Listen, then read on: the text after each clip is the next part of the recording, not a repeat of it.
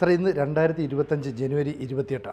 2026 ജനുവരിയൊക്കെ ആകുമ്പോൾ ബംഗ്ലാദേശ് എന്ന് പറഞ്ഞ രാജ്യം ഉണ്ടാവും. ഇപ്പോഴത്തെ റിപ്പോർട്ട് അനുസരിച്ചിട്ട് ഈ കടത്തിൽ മുങ്ങിയിട്ട് ഇതിൻ്റെ അവസ്ഥ വേറൊരു ലിബിയ, ഇറാഖ്, പാകിസ്ഥാൻ ഇതുപോലെ ഉണ്ടെങ്കിൽ ഇതുപോലെയൊക്കെ ആയിരിക്കും എന്നാണ് റിപ്പോർട്ടുകൾ.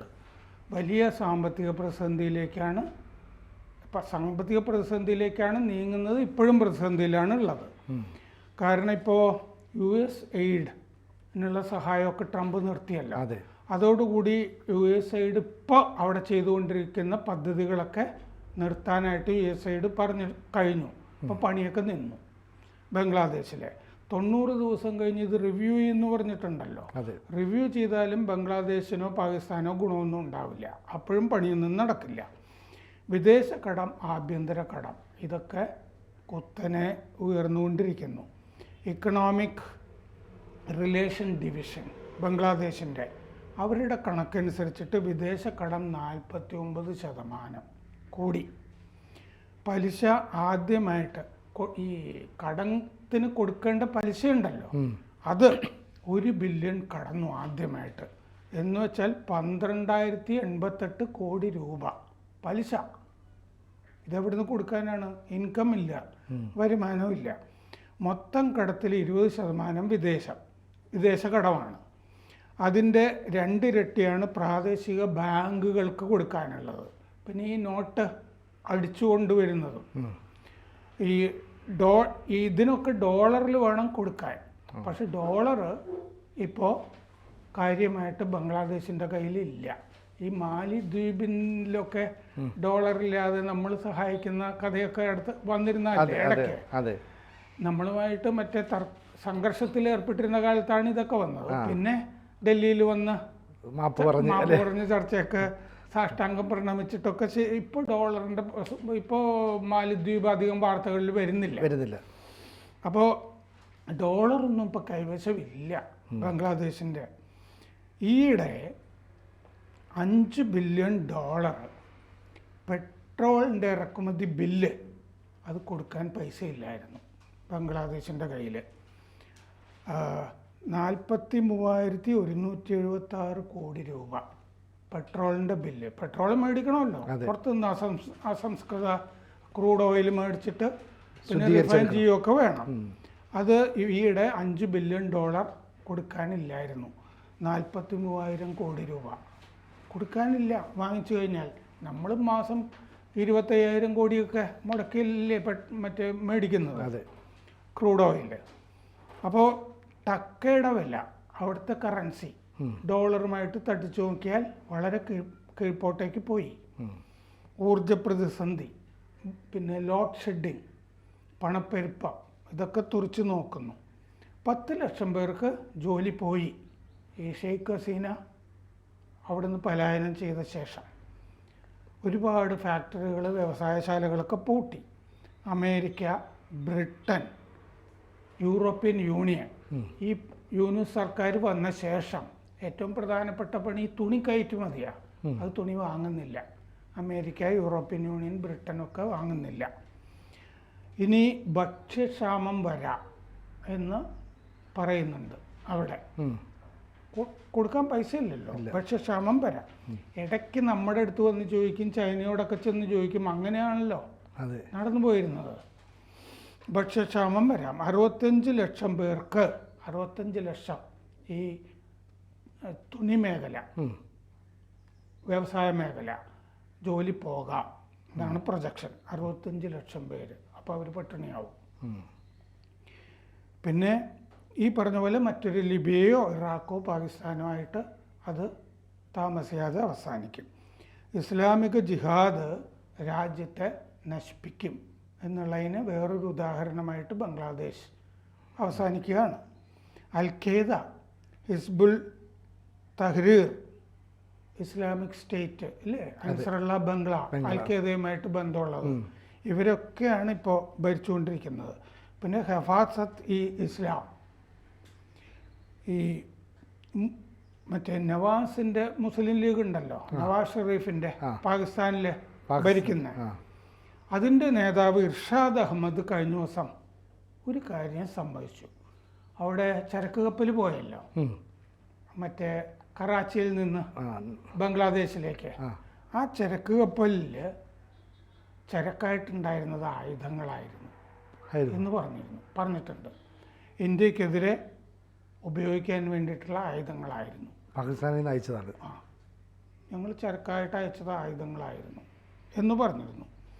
അതായത് പിന്നെ ഈ പഞ്ചസാര എന്നുള്ള മട്ടിൽ ചരക്കായിട്ട് അയച്ചത് ഹെറോയിൻ, കൊക്കൈൻ ഒക്കെയാണ്. അതായത് സിന്തറ്റിക് ഓപ്പോയിഡ്സ്, ഈ മയക്കുമരുന്നുകൾ കൃത്രിമമായിട്ട് ഉണ്ടാക്കുന്നത്, ഇതൊക്കെയായിരുന്നു പഞ്ചസാര എന്നുള്ള വ്യാജേന അയച്ചിട്ടുള്ളത്. പിന്നെ അതൊക്കെ വിറ്റിട്ട് വേണം കാശുണ്ടാക്കാൻ എന്ന് പറഞ്ഞാൽ ഈ ഇങ്ങനത്തെ കാർട്ടൽ സ്റ്റേറ്റുകളില്ലേ ലോകത്ത്, ഡ്രഗ് കൊണ്ട് ജീവിക്കുന്ന അങ്ങനത്തെ ഒരു സ്ഥലമായിട്ട് പാകിസ്ഥാൻ പോലെ തന്നെ ആയിത്തീരണം ബംഗ്ലാദേശിൽ നിന്ന് പാകിസ്ഥാൻ ആഗ്രഹിക്കുന്നു. ഇതാണ് ഈ ചരക്ക്. 1971 ശേഷം 2 ചരക്ക് കപ്പലുകൾ ഇപ്പോൾ പോയല്ലോ ബംഗ്ലാദേശിലേക്ക്. ആയുധങ്ങളും കൊക്കൈനും ഹെറോയിനും ഒക്കെ ആയിരുന്നു എന്ന് പറഞ്ഞിട്ടുണ്ട്. അപ്പോൾ ബംഗ്ലാദേശിലെ തുറമുഖങ്ങൾ വഴി ഈ പടിഞ്ഞാറൻ രാജ്യങ്ങളിലേക്ക് ഇത് കച്ചവടത്തിന് അയക്കുക എന്നുള്ളതാണ് പാകിസ്ഥാൻ ഉദ്ദേശിച്ചത് എന്നും പറയുന്നുണ്ട്. മാത്രമല്ല പാകിസ്ഥാനികൾക്ക് ഇനി വെറുതെ ഇമെയിൽ വഴി അപേക്ഷിച്ചിട്ട് വിസ കൊടുക്കുന്ന പരിപാടി തുടങ്ങിയിട്ടുണ്ടല്ലോ. പാകിസ്ഥാനാണെങ്കിൽ ആർക്ക് വേണമെങ്കിലും വരാം എന്ന് പറഞ്ഞിട്ടുണ്ട്. പിന്നെ കഴിഞ്ഞ 20-ആം തീയതി ട്രംപിൻ്റെ ഒരു എക്സിക്യൂട്ടീവ് ഓർഡർ ബംഗ്ലാദേശിനും പാകിസ്ഥാനും ഒക്കെ ആയിട്ട് എതിരെയാണല്ലോ. ട്രാവൽ ബാൻ വരുന്നതാണ്. Protecting the US from foreign terrorist and other national security and public safety threats എന്ന് പറഞ്ഞൊരു എക്സിക്യൂട്ടീവ് ഓർഡർ ട്രംപ് ഒപ്പിട്ടു. അപ്പോൾ ഇത് കേട്ടാൽ ഉടനെ നമുക്ക് മനസ്സിലാവില്ല പാകിസ്ഥാനും ബംഗ്ലാദേശുമാണെന്ന്. പക്ഷേ 2017 ട്രാവൽ ബാനിനേക്കാൾ യാത്ര, വിസ ഇതൊന്നും കൊടുക്കില്ല ഇനി പാകിസ്ഥാനികൾക്കും ബംഗ്ലാദേശികൾക്കും. 2017 ഇങ്ങനൊരു ഓർഡർ ഉണ്ടായതിനേക്കാൾ വലുതാണ് എന്ന് പറഞ്ഞിട്ടുണ്ട്. ഇനി എംബസികൾക്ക് വിസാപേക്ഷകൾ നിരസിക്കാം. അമേരിക്കൻ എംബസികൾ ഉണ്ടല്ലോ പലയിടത്തും, അവർ വിസ അപേക്ഷകളൊന്നും ഇവരെടുക്കില്ല. അമേരിക്കയിൽ നിയമപരമായി താമസിക്കുന്നവരുണ്ടല്ലോ, പാകിസ്ഥാനികളും ബംഗ്ലാദേശികളും, അവരെയും ഇത് ബാധിക്കാം എന്നുള്ളതാണ് American Arab anti discrimination committee ഇത് വ്യാഖ്യാനിച്ചിട്ട് പറഞ്ഞിരിക്കുന്നത്.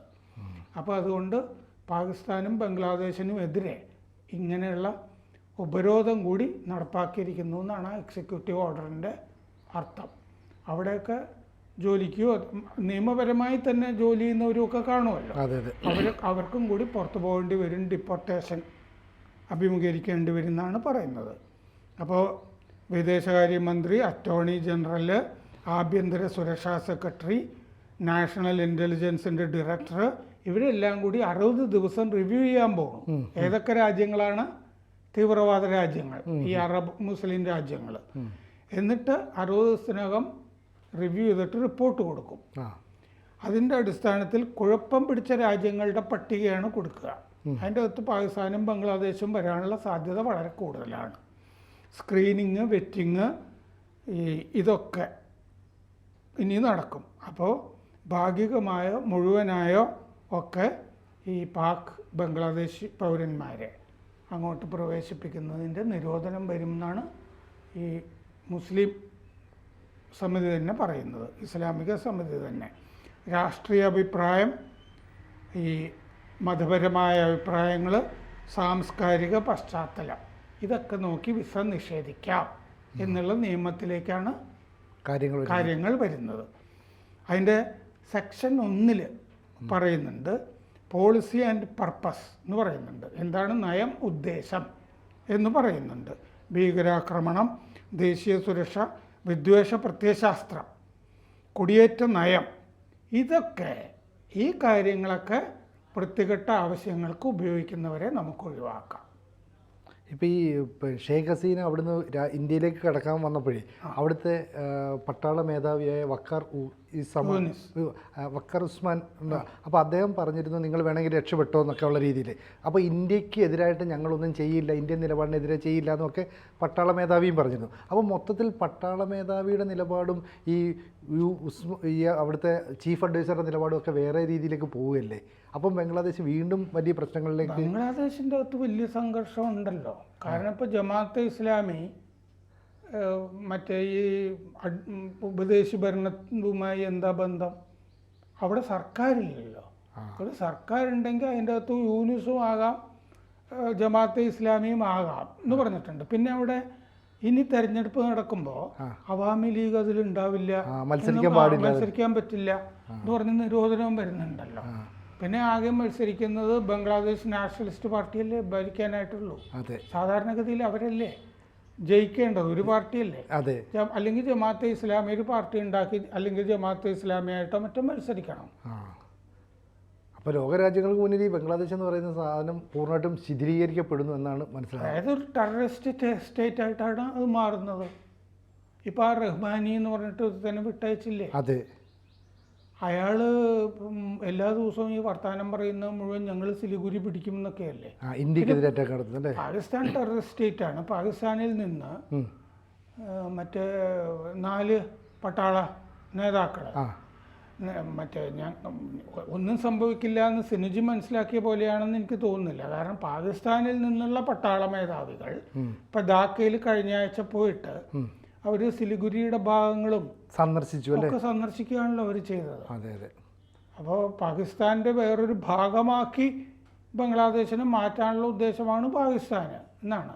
ഒരു ഡ്രഗ് സ്റ്റേറ്റായിട്ട് ബംഗ്ലാദേശ് മാറും. അങ്ങനെ ഒരു രാജ്യമാക്കി പാകിസ്ഥാൻ ജീവിക്കുന്ന പോലെ ജീവിക്കട്ടെ എന്ന് വിചാരിച്ചിട്ടാണ് പാകിസ്ഥാൻ നടക്കുന്നതെന്നാണ് തോന്നുന്നത്. പാകിസ്ഥാൻ ഇപ്പോൾ ആർക്കും വേണ്ടല്ലോ. ആർക്ക് വേണം? മറ്റേ താലിബാന് പോലും വേണ്ട അഫ്ഗാനിസ്ഥാനിലെ. ലോകത്തിലൊരു രാജ്യത്തിനും അതിനാവശ്യമില്ല. അങ്ങനെയാണ് നിൽക്കുന്നത്. താലിബാൻ അവിടെ ആക്രമണം നടത്തുന്നു, ബലൂജ് ലിബറേഷൻ ആർമിയുടെ ആക്രമണം, മറ്റേ ഗറില്ല ആക്രമണങ്ങൾ അവിടെ നടക്കുന്നു. അത് പല കഷ്ണങ്ങളായിക്കൊണ്ടിരിക്കുകയാണ്. അതും സിറിയയുമായിട്ട് എന്താ വ്യത്യാസം? ഒരു വ്യത്യാസമില്ല സിറിയയും അതുമായിട്ട്. മറ്റേ അപ്പുറത്ത് നിന്ന് മ്യാൻമാറിൽ നിന്ന് ബംഗ്ലാദേശിന് വേറൊരു ഭീഷണി, അരക്കൻ ആർമിയുടെ ഭീഷണി. ഒരുപാട് ആളുകൾ പലായനം ചെയ്യുന്നു. നമ്മളെന്താ ചെയ്യുക? ബംഗ്ലാദേശികളെ ഇല്ലേ, റോഹിംഗ്യകളെയൊക്കെ തിരിച്ചിനി അങ്ങോട്ട് വിടും എന്നുള്ള കാര്യത്തിൽ വലിയ സംശയമുണ്ടോ? കുറേ ഇതുപോലെ ഉള്ള ആളുകളൊക്കെ ആയിട്ട് യൂനിസ് ആണെങ്കിൽ മറ്റേ അമേരിക്കൻ ഡീപ്പ് സ്റ്റേറ്റിൻ്റെ പഴയ ഡീപ്പ് സ്റ്റേറ്റിൻ്റെ ആളാണ്, ഹില്ലരി ക്ലിൻ്റൻ്റെയൊക്കെ ആളാണ്. അപ്പോൾ അയാളുടെ നാളുകൾ എണ്ണപ്പെട്ടിരിക്കുന്നു. പിന്നെ പട്ടാളം വന്നാലും ഒക്കെ കണക്ക് തന്നെയാണ്. ഈ ഒരു പട്ടാള ഭരണത്തിന് ആഗോളതലത്തിലുള്ള രാജ്യങ്ങൾ എങ്ങനെയാണ് അംഗീകരിക്കുക? ആഫ്രിക്കൻ രാജ്യങ്ങളിലൊക്കെ ഇതുപോലത്തെ രാജ്യങ്ങളിൽ പട്ടാളമൊക്കെ പല സ്ഥലത്തും ഭരിക്കുന്നുണ്ട്. ഇതിൻ്റെയൊക്കെ അവസ്ഥ നമുക്ക് അറിഞ്ഞൂടെ? ബുർക്കിന ഫാസോ എന്നൊക്കെ പറയുന്ന പോലത്തെ അങ്ങനത്തെ ഒരു സുഡാൻ, ഇതൊക്കെ പോലത്തെ ഒരു രാജ്യമായിട്ട് അപ്പുറത്ത് ബംഗ്ലാദേശും ഉണ്ടാവും. നമ്മൾ ഒരു ജനാധിപത്യ രാജ്യം നിലനിൽക്കട്ടെ എന്ന് വിചാരിച്ചിട്ടാണ് ഷെയ്ഖ് ഹസീന ഇല്ലേ മോദിയുമായിട്ട് 10-15 തവണ കണ്ടിട്ടില്ലേ കഴിഞ്ഞ ചെറിയ കാലഘട്ടത്തിൻ്റെ ഇടയ്ക്ക്? പലപ്പോഴും കാശ് ചോദിക്കാനും ഈ അരി ചോദിക്കാനും ഒക്കെയല്ലേ വരുന്നത്. ആ ജനാധിപത്യ സംവിധാനം തകർന്നുപോയി. ബന്ധമില്ല. ചൈന കൊടുക്കുമോ ഇനി ബംഗ്ലാദേശിന് പൈസ? എന്താവശ്യം? ഈ ട്രംപ് വന്ന സ്ഥിതിക്ക് ചൈനയ്ക്ക് കൊടുക്കാൻ പൈസയില്ല. അവിടെയും സംഘർഷമാണ് നടക്കുന്നത്, ആഭ്യന്തര സംഘർഷം. കാരണം ഇപ്പോൾ അതിന് പഴയ പോലെ വളർച്ചയൊന്നുമില്ല. മുമ്പ് 13%, 14% ഒക്കെ GDP ഗ്രോത്ത് ഉണ്ടായിരുന്നു. ഇപ്പോൾ 2.5%, 3% അല്ലേ ഉള്ളൂ. ഇപ്പോൾ ബംഗ്ലാദേശ് വിതച്ചത് ബംഗ്ലാദേശ് കൊയ്യുന്നു എന്ന് പറഞ്ഞു നിർത്താം അല്ലേ? കൂടുതൽ വാർത്തകളും വിശേഷങ്ങളും നിങ്ങളിലേക്ക് എത്താൻ ABC മലയാളം സബ്സ്ക്രൈബ് ചെയ്യുക, ബെൽ ബട്ടണും അമർത്തുക.